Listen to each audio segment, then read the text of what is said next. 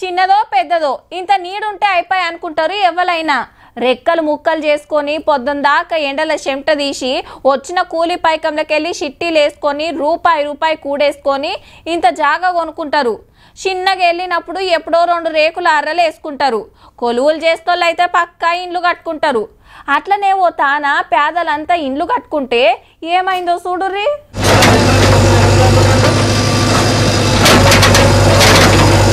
అయ్యో రామ సక్కదనాల ఇండ్లు మొత్తం కూలగొడుతుర్రు.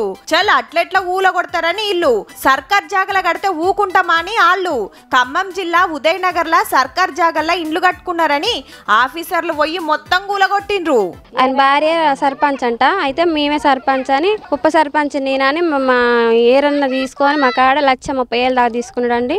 అగనట లోకల్ సర్పంచ్ భర్తకు 1,30,000 ఇచ్చి కొన్నారట. మరి సర్కార్ నుంచి ఏమన్నా కాగితం ఇప్పించిందా అంటే అది సూతలేదు.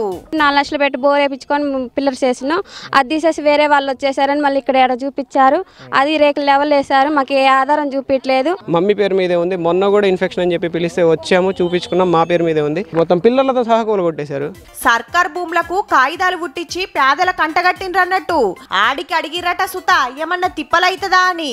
అడిగినాం సార్. ఆఖరికి ఏమైనా ప్రాబ్లమ్స్ ఉంటాయి అంటే ఏం లేవమ్మా అలాంటి అని కూడా అన్నాడు సార్. ఆయన ప్రాబ్లమ్స్ ఉంటే మాకు ఏమైనా నోటీస్ పంపాలి కదా సార్. మరి 5 లక్షలు అప్పు తెచ్చుకున్న జేసీపీలకు అడ్డం తిరిగిన వాళ్ళు ఆకపోకుండా ఆడవాళ్ళని చూడకోకుండా చిత్ర హింసలు పెట్టి ఇల్లంతా కూలగొట్టారండి మమ్మల్ని. షానేండ్లాయే ఈ ప్లాట్లలో నడవబట్టి లీడర్లను బ్రోకర్లను నమ్మినందుకు అటు పైస వాయే ఇటు ఇల్లు వాయే పాపం.